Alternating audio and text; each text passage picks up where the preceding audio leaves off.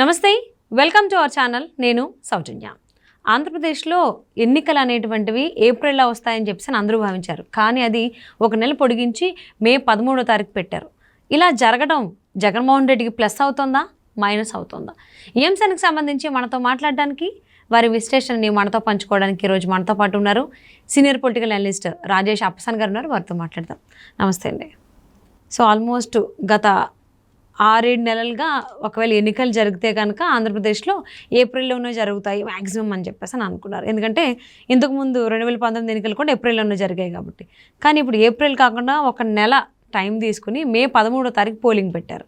అంటే ఇంత గ్యాప్ ఎందుకు తీసుకున్నారు? First point. ఇలా తీసుకోవడం జగన్మోహన్ రెడ్డికి ప్లస్సా మైనస్సా? వాస్తవంగా రాజకీయాలను కీన్గా అబ్జర్వ్ చేసే చాలామంది ఊహించింది ఏంటి అంటే గత 2 ఎన్నికల ప్యాటర్న్ గమనించుకుంటే 2014లో ఆంధ్రప్రదేశ్ రాష్ట్రంలో మే 4వ తారీఖు అసెంబ్లీ ఎలక్షన్స్ జరిగినాయి. 2019లో ఏప్రిల్ నెలలో జరిగినాయి.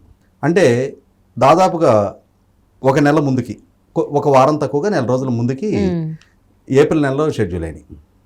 దీని దృష్ట్యా చూసుకున్నప్పుడు ఈసారి ఎలక్షన్ నోటిఫికేషన్ మార్చి మొదటి వారంలోనే రావడానికి ఆస్కారం ఉంది. మార్చి ఎండింగ్లో అట్లా ఎలక్షన్ జరుగుతాయేమో అని చెప్పని అనుకున్నారు అందరు కూడా. అంటే మేది ఏప్రిల్కి ప్రీపోన్ అయినట్టుగా ఏప్రిల్ది మార్చికే ప్రీపోన్ అవుద్దామని చెప్పని చాలామంది స్పెక్యులేట్ చేశారు గత 2 ఎన్నికల దృష్ట్యా గమనించుకున్నప్పుడు. కానీ ఊహించని విధంగా మొదటి విడతలో 2019లో ఆంధ్రప్రదేశ్ని పరిగణలోకి తీసుకుంటే ఈసారి ఆంధ్రప్రదేశ్ రాష్ట్రం 4వ విడతలోకి పోస్ట్ పోన్ అయింది. అంటే మొదటి విడతలో కాకుండా 4వ విడతలోకి షెడ్యూల్ అయింది. దాంతో మే 13వ తారీఖుకి ఆంధ్రప్రదేశ్ రాష్ట్ర అసెంబ్లీ ఎన్నికలు షెడ్యూల్ అయింది. అంటే 2014లో జరిగిన మే 4 కన్నా కూడా ఇంకొక 9 రోజులు వెనక్కి జరిగింది. ఇప్పుడు నాకు గుర్తున్న వరకు 2014లో మే 13వ తారీఖు రోజు స్థానిక సంస్థల ఎన్నికల ఫలితాలు వచ్చినాయి. ఓకే. 2014లో వరుసగా జరిగినాయి ఎలక్షన్స్. మార్చి 30వ తారీఖు మున్సిపల్ ఎలక్షన్స్ జరిగినాయి. ఏప్రిల్ 6వ తారీఖు రోజు ఎంపీటీసీ జెడ్పీటీసీ ఎలక్షన్ జరిగినాయి. మే 4వ తారీఖు రోజు అసెంబ్లీ ఎలక్షన్స్ జరిగినాయి. ఫలితాలు కూడా మే 12వ తారీఖు మున్సిపల్ ఎలక్షన్స్ ఫలితాలు వచ్చినాయి. మే 13వ తారీఖు ఎంపీటీసీ జెడ్పీటీసీ ఫలితాలు వచ్చినాయి. మే 16వ తారీఖు రోజు అసెంబ్లీ పార్లమెంటు ఫలితాలు రావడం జరిగిందనమాట. ఆ ఎన్నికల ఫలితాలు, స్థానిక సంస్థల ఎన్నికల ఫలితాలు విడుదలైన రోజు ఇప్పుడు దశాబ్దం తర్వాత అసెంబ్లీ ఎన్నికలు షెడ్యూల్ అవుతా ఉన్నాయి. మీరు ప్రస్తావించింది అంటే ఏప్రిల్లోనే ఎన్నికలు జరుగుతాయి అని చెప్పని అనుకున్న ఎన్నికలు ఇప్పుడు మేకి పోస్ట్పోన్ అవడం అనేది జగన్మోహన్ రెడ్డి గారికి ప్లస్సా మైనస్సా?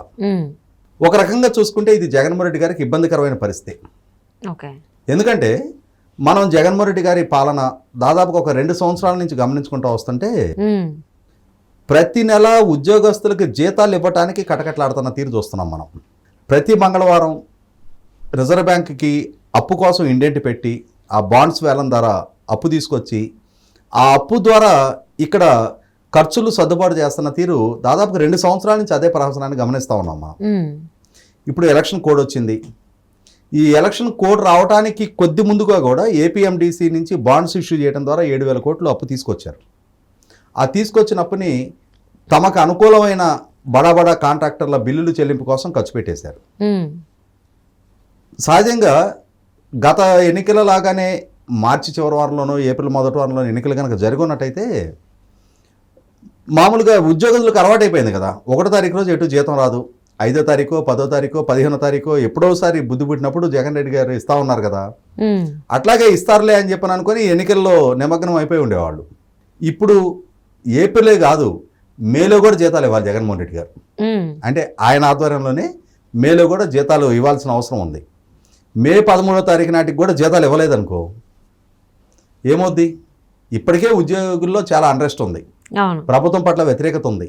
మేము వంచనకు గురయ్యాము, 2019 ఎన్నికల ముందు మాకు ఇచ్చిన వాగ్దానాలు ఏవి నెరవేర్చలేదు, మాకు మెరుగైన పీఆర్సీ ఇస్తానని చెప్పని 23% పీఆర్సీఏ ఇచ్చారు ఆయన, మాకు డిఏలు సకాలంలో మాకు విడుదల చేయలేదు అని ఇప్పటికీ ఎరియర్స్ జమ కాలేదని చెప్పిన భావనలో ఉన్నారు. చాలా అంశాలు ప్రభుత్వంతో ఇప్పటికీ స్టిల్ అన్రిజాల్వ్డ్గానే ఉండిపోయినాయి, అపరిష్కృతంగానే ఉండిపోయినాయి. ఇటువంటి నేపథ్యంలో ప్రభుత్వం పట్ల అత్యంత తీవ్ర అసంతృప్తితో ఉన్న వర్గం ఉద్యోగులు. ఉమ్, జగన్మోహన్ రెడ్డి గారికి ఇప్పుడు ఆ ఉద్యోగులతోటే ఒక కీలక సమస్య. అంటే ఇప్పుడు అప్పులు తీసుకురావడానికి వెసులుబాటు లేదు, ఉమ్, ఎన్నికల కోడ్ వచ్చేస్తుంది. ఒకవేళ ఈయన అప్పుల కోసం ప్రయత్నం చేసినా ఇవ్వటానికి రుణదాతలు సిద్ధంగా ఉండరు. రేపు ఈయన అధికారంలోకి వస్తాడో రాడో తెలియదు. ఈయనతో ఒప్పందం చేసుకుని అప్పులు ఇవ్వడానికి రుణదాతలు సిద్ధంగా ఉండరు. ఉమ్, మరి ఇప్పుడున్న కోడ్ దృష్ట్యా అప్పు తీసుకురావాలన్నా కూడా మరి ఎలక్షన్ కమిషన్ అనుమతి తీసుకోవాలో లేకుంటే డే టు డే అఫైర్స్ కింద మరి ఆయన డైరెక్ట్గా తెచ్చుకోవడానికి ప్రయత్నం చేయడానికి ఆస్కారం ఉందో లేదో నాకు అవగాహన లేదు. కానీ ఉమ్, నాకు తెలిసిన వరకు అయితే అప్పు తీసుకురావడానికి ఆస్కారం లేదని అనుకుంటున్నాను నేను. ఓకే. అందుకనే ఏపీఎండిసి నుంచి ఏపీఎండిసి ఆదాయాన్ని తాకట్టు పెట్టి 7,000 కోట్ల రూపాయలు చాలా వేగంగా తీసుకురావడం జరిగింది. ఉమ్, ఇటువంటి పరిస్థితిలో ఇది ఉద్యోగులకు సంబంధించి. ఈ ఉద్యోగులే కాదు, ఇంకా మీరు గమనించుకుంటే ఈ సంవత్సరం ఎల్నినో ఎఫెక్ట్ వల్ల, ప్రకృతి వైపరీత్యం వల్ల, వర్షాభావ పరిస్థితుల వల్ల తీవ్ర కరువు పరిస్థితులు నెలకొని ఉన్నాయి. ఇప్పుడు మార్చి నెలలోనే తాగునీటికి కటకటాడిపోతా ఉంది రాష్ట్రం. రాబోయేది ఏప్రిల్, మే, ఇది ఇంకా ఇంటెన్సిఫై అవుద్ది. దీన్ని ఎట్లా మీట్ అవ్వాలి, ఈ సమస్యను ఎట్లా హ్యాండిల్ చేయాలి అనేది ప్రభుత్వం వైపు నుంచి ఇప్పటి వరకు ఒక రివ్యూ సమావేశం కూడా జరగల. ఉమ్, అసలు ప్రభుత్వం దాన్ని ఒక ఇష్యూగా కన్సిడరేషన్లోకే తీసుకోలే ఈరోజు దాకా. ఇది మనం హ్యాండిల్ చేయాల్సిన ప్రధాన సమస్య, 5 కోట్ల మంది ప్రజలకి కళ్ళ ముందుకు వచ్చేస్తున్న సమస్య. దీన్ని మనం మీట్ అవ్వాలి, మనం పాలకులం, మనమే ఈ సమస్యను అడ్రస్ చేయాలి అన్న భావనే పాలకుల దగ్గర ఇప్పుడు దాకా కనపడలా. మనకి కనపడున్నట్టయితే ఎండాకాలానికి ముందుగానే, వేసవి ముంచుకొస్తున్న ముందుగానే ఆ సన్నద్ధతకి కావాల్సిన సన్నాహాలు ఏర్పాటు చేసుకొని ఉండాల్సింది. ఎక్కడ ఆ ప్రయత్నం కనిపించలే మనకి. ఖచ్చితంగా ఇది జగన్మోహన్ రెడ్డి గారికి చాలా తీవ్ర ప్రతికూలంగా మార్చే అంశం అది. ఓకే. అంటే ప్రజలు దేన్నైనా టాలరేట్ చేయగలుగుతారు, కానీ ఆకలి దప్పుల్ని టాలరేట్ చేయలేరు. ఇవాళ రాష్ట్రం దప్పికొంటుంది. మాది కృష్ణా డెల్టా ప్రాంతం. ఉమ్, వాస్తవంగా చాలా సుభిక్షంగా ఉండే ప్రాంతం. అటువంటి ప్రాంతంలో ఈ సంవత్సరం జగన్మోహన్ రెడ్డి గారి అవగాహన రాహిత్యపు పరిపాలన వల్ల, ఇరిగేషన్ శాఖ మంత్రిగా ఉన్న అంబటి రాంబాబు గారి అసంబద్ధ నిర్ణయాల పర్యవసానం కృష్ణా డెల్టా కూడా తీవ్ర సంక్షోభం ఎదుర్కొంటుంది ఈ సంవత్సరం. ఎందుకు? వీళ్ళు ఏం చేశారు, అక్కడ ఒక మూర్ఖపు నిర్ణయాలు చేశారు. ఆల్రెడీ కృష్ణానదిలో ఉన్న, అంటే నాగార్జున సాగర్ దిగువనున్న ఫ్లడ్ని స్టోర్ చేసుకోవడానికి పులిచింతల బ్యాలెన్సింగ్ రిజర్వాయర్ కట్టారు. ఉమ్, సో ఆ రిజర్వాయర్ ఒక 40 టీఎంసీల స్టోరేజ్ కెపాసిటీ ఉన్న రిజర్వాయర్. దాంట్లో ఎంత మాత్రం స్టోరేజ్ ఉన్నా దాన్ని స్టోర్ చేసుకోవడానికి ఆస్కారం ఉంది. అది కృష్ణా డెల్టాకు మాత్రం ఉపయోగపడే ప్రాజెక్ట్. అది దాన్ని వెనక్కి సాగర్కో ఇంకో దగ్గరకో తీసుకెళ్ళడానికి వెసులుబాటు లేదు. ఓకే. సో ఆ నీళ్లని స్టోర్ చేసుకొని ఉండి పట్టిసీమ నుంచి కృష్ణా డెల్టా ఖరీఫ్ అవసరాలకు నీళ్లు తరలించుకోవడానికి ఆస్కారం ఉన్నా కూడా పట్టిసీమ ప్రాజెక్టు చంద్రబాబు నాయుడు గారి ద్వారా నిర్మాణం జరిగింది కాబట్టి ఇప్పుడున్న వాటర్ స్కేర్సిటీలో పట్టిసీమ మీద ఆధారపడి కనుక నీటి సరఫరా కృష్ణా డెల్టాకి చేసిన పక్షంలో అది చంద్రబాబు నాయుడు గారికి మైలేజ్ అవుద్దేమో. ఆయన ఏ లక్ష్యంతో అయితే ఆ ప్రాజెక్ట్ నిర్మాణం చేశారో ఆ లక్ష్యం సిద్ధించినట్టుగా ప్రజల ముందు చిత్రీకరణ జరుగుద్దేమో అని చెప్పని జగన్మోహన్ రెడ్డి గారు, అంబటి రాంబాబు గారు ఇద్దరు కూడా పట్టిసీమ నుంచి నీళ్లు తరలించకుండా, అంటే గోదావరిలో ఫ్లడ్ ఉన్నప్పుడు పట్టిసీమ నుంచి తరలించడానికి ఆస్కారం ఉంటుంది. గోదావరిలో ఫ్లడ్ ఉన్నప్పుడు పట్టిసీమ నుంచి తరలించి పులిచింతల్లో నీళ్లు స్టోరేజ్ చేసుకొని ఉన్నట్టయితే బాగుండేది. వీళ్ళు ఏం చేశారు, మూర్ఖపు ఆలోచనలతోటి ముందుగా పులిచింతల్లో నీళ్లు వాడేశారు ఖరీఫ్కి. ఇవాళ రబీ దగ్గరకు వచ్చింది, పులిచింతల డెడ్ స్టోరేజ్కి వచ్చేసింది, అక్కడి నుంచి డ్రా చేసుకోవడానికి నీళ్ళు లేవు. పట్టిసీమ మోటార్లు ఆన్ చేసుకొని గోదావరి నుంచి లిఫ్ట్ చేసుకోవడానికి గోదావరిలో కూడా ఫ్లడ్ తగ్గిపోయింది. ఇప్పుడు గోదావరి నుంచి నీళ్లు అంటే ఇప్పుడు పట్టిసీమ ద్వారా లిఫ్ట్ చేసుకోవడానికి స్కోప్ లేదు. ఇవాళ రబీ కృష్ణా డెల్టా సుభిక్షంగా ఖరీఫ్ రబీ 2 పంటలు 150 సంవత్సరాలుగా పండించుకుంటున్న రైతులు. 13 లక్షల ఎకరాల డెల్టా. సరార్దన్ కాటన్ గారు 1850 దశకంలో నిర్మాణం చేసిన కృష్ణా నది ఆనకట్ట వల్ల 170 సంవత్సరాలుగా స్థిరీకరణ జరిగిన ఆయకట్టు ఇవాళ జగన్మోహన్ రెడ్డి గారి నిర్వాహకం వల్ల ఇవాళ అక్కడ రబీ పంటకి నీళ్లు అందించుకోలేని పరిస్థితి. మొక్కజొన్న, జొన్న లాంటి రబీ అంటే ఐడియా ఉంది కదా, ముందు జూలై నుంచి జనవరి వరకు వరి పండిస్తారు, దాన్ని ఖరీఫ్ అంటారు. వర్షాకాలంలో పండే పంటని ఖరీఫ్ సీజన్ అంటారు.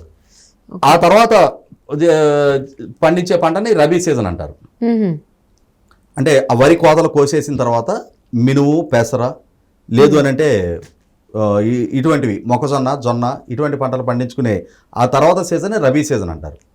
ఇప్పుడు ఈ రబీ సీజను దాదాపు 10-12 లక్షల ఎకరాల్లో సాగు జరుగుతూ ఉంది, కానీ నీళ్ళు లేవు. రైతులు ప్రధానంగా కౌలు రైతులు అక్కడ ఉంది. డెల్టా ఎక్కువ పర్సెంట్, దాదాపుగా 90% సాగు వాళ్ళ కౌలు రైతుల చేతిలో ఉంది. ఈ కౌలు రైతులు ఎవరు? జగన్మోహన్ రెడ్డి గారు నోరు తెరిచిన ప్రతి సందర్భంలో నా బీసీలు, నా ఎస్సీలు, నా ఎస్టీలు, నా మైనార్టీలు అంటారు కదా, ఆ వర్గాలే ఇవాళ ప్రధానంగా కౌలు రైతులు. అన్నిటికన్నా ముఖ్యంగా ఈయన నేను బటన్ నొక్కడం ద్వారా ఏ వర్గాలకైతే ప్రయోజనం చేకూరుస్తున్నాను అని చెప్పుకుంటున్నారో ఆ వర్గాలకు సంబంధించిన సామాన్య రైతు కూలీ కుటుంబాల నుంచే కౌలు రైతులు ఎక్కువ మంది ఉన్నారు. ఈరోజు ఈయన బటన్ నొక్కడం వల్ల ఆ కుటుంబాలకు ఏం మేలు చేస్తున్నారో తెలియదు, కానీ ఈరోజు వాళ్ళు కౌలుకు చేసుకుంటున్న పొలాల్లో పెట్టిన పెట్టుబడి అంటే అది ఒక రకంగా ఆ పెట్టుబడి మళ్ళీ తిరిగి దక్కే పరిస్థితులు లేవు. ఎంత నష్టం! సకాలంలో పట్టిసీమ మోటార్లు ఆన్ చేసుకొని డెల్టాకి నీళ్లు ఇచ్చుకొని పులిచింతల నీళ్లు ఉంచుకొని ఉన్నట్టయితే ఇవాళ పులిచింతల నీళ్లతోటి రబీని కాపాడుకోవడానికి ఆస్కారం ఉండేది, ఆరుతళ్ళు ఇచ్చుకోవడానికి ఆస్కారం ఉండేది. ఇటువంటి పరిస్థితులు ఆయన స్వయంకృతాపరాధం రైతాంగంలో సృష్టించుకున్నారు. ఇక్కడ మనం డెల్టా గురించి మాట్లాడుకుంటున్నాం. మీకు ప్రకాశం జిల్లా మెట్ట ప్రాంతాలు ఉన్నాయి, రాయలసీమ ప్రాంతాలు ఉన్నాయి, పూర్తి దుర్భిక్ష ప్రాంతాలు. అక్కడ తాగునీటి కటకటాడుతూ ఉన్నారు. మనుషుల తాగునీటికే కాదు, పశువులు, రైతులకి ప్రాణప్రదం పశువులు. ఇవాళ పశువులకు కూడా తాగునీటికి సంక్షోభం తలెత్తే పరిస్థితులు ఉత్పన్నమవుతూ ఉన్నాయి. ఇవాళ వాతావరణ శాఖ ఇస్తున్న హెచ్చరికల దృష్ట్యా చూస్తే మార్చి నుంచే వడగళ్ళ మొదలవుతున్నాయి. మనకు ఆల్రెడీ బయట సంకేతాలు తెలుస్తూ ఉన్నాయి. హైదరాబాద్లోనే ఎండవేడి ఎట్లా ఉందో చూస్తూ ఉన్నాం మనం. ఇవాళ ఆంధ్రప్రదేశ్లో హ్యూమిడిటీ కలిసి ఉంటుంది, కోస్టల్ జిల్లాలు మొత్తం కూడా. అక్కడ చాలా తీవ్ర దుర్భిక్ష పరిస్థితులు ఎదురుగానే ఉన్నాయి. మార్చి నుంచి జూన్ వరకు ఈ సంవత్సరం ఎల్లిన ఎఫెక్ట్ తోటి వడగాళ్ళు వేస్తాయని అంటున్నారు. మరి మే 2nd వీక్లో ఎలక్షన్స్ జరగడం అంటే జగన్మోహన్ రెడ్డి గారు ఈ పరిస్థితిని హ్యాండిల్ చేయడానికి కావాల్సిన సన్నద్ధత ఆయన ప్రభుత్వం వైపు నుంచి కనీస మాత్రపు చొరవ కూడా ఇప్పటిదాకా ఒక్క సమీక్షా సమావేశం కూడా అధికారికంగా 5 కోట్ల మందికి పాలకుడుగా ఉన్న జగన్మోహన్ రెడ్డి గారు ఆ దిశగానే అడుగులేడు. 100% ఇది జగన్మోహన్ రెడ్డి గారికి చాలా తీవ్ర ప్రతికూలంగా మారే అంశం. ఏప్రిల్లో 2వ వారంలోనో 1వ వారంలోనో ఎలక్షన్ జరుగున్నట్టయితే మమా అనిపించేసి ఇక మొక్కుబడి తంత అయిపోయింది, ఇక బ్యాలెట్లో నిక్షిప్తం అయిపోయినాయి, ఈవీఎంల్లో రిజల్ట్ వచ్చిన రోజు వస్తుందని చెప్పని ఆరాంగా నిద్రపోయాడు ఆయన. కానీ ఇప్పుడు మే వరకు అన్ని వేళ్ళు ఆయనకే చూస్తూ ఉంటాయి, అన్ని చూపులు ఆయన వంకే ఉంటాయి. ఎందుకంటే పాలకుడికి ఆయనే ఉన్నాడు కాబట్టి ఈ సమస్యను హ్యాండిల్ చేయాల్సిన బాధ్యత ఆయనదే. మరి ఆయన సన్నద్ధత చూస్తే ఆయన నిష్క్రియాపరత్వం కనిపిస్తుంది మనకి. ఇటువంటి పరిస్థితుల్లో 100% జగన్మోహన్ రెడ్డి గారు ఆయన పాలన, ఆయన ప్రభుత్వం ఎన్నికలకు ముందు ఒక విఫల ప్రయోగంగా చిత్రీకరణ జరగబోతుంది. ఆయన హెల్ప్లెస్ కండిషన్, ఆయన అసమర్థత, ఆయన ఇనేబిలిటీ ఇవాళ ప్రజల ముందు తాను ఎక్స్పోజ్ చేసుకుంటూ ఉన్నాడు. 100% ఈ ఎన్నికల్లో లేట్ అవడం అనేది జగన్మోహన్ రెడ్డి గారికి చాలా ప్రతికూలంగా మారుతూ ఉన్నాయి. ఆర్థిక పరమైన క్రైసిస్ని హ్యాండిల్ చేయగలిగే కెపాసిటీ ఆయనకి లేదు. అదే సందర్భంలో ప్రకృతి పరంగా ఎదురవుతున్న సవాళ్ళని హ్యాండిల్ చేయగలిగే సామర్థ్యం ఆయనకి లేదు. ఈ 2 అంశాల్లో అటు ఉద్యోగ వర్గాల దగ్గర నుంచి మొదలుపెట్టి ఇటు రైతాంగం వరకు, సామాన్య ప్రజల వరకు, రైతు కూలీల వరకు కూడా 100% జగన్మోహన్ రెడ్డి గారు ఒక విఫల ప్రయోగంగా ఎన్నికల ముందు ఆయనకాయనే చిత్రీకరించుకోబోతున్నారు. ఓకే. సో మరి ఎన్నికలు అనుకున్న దానికంటే నెల రోజులు పోస్ట్ పోన్ అయ్యి వస్తున్నాయి. మరి దీన్ని ఇన్ని సిచ్యువేషన్స్ ఉన్నాయి కాబట్టి ఇవన్నీ జగన్మోహన్ రెడ్డి ఎలా మేనేజ్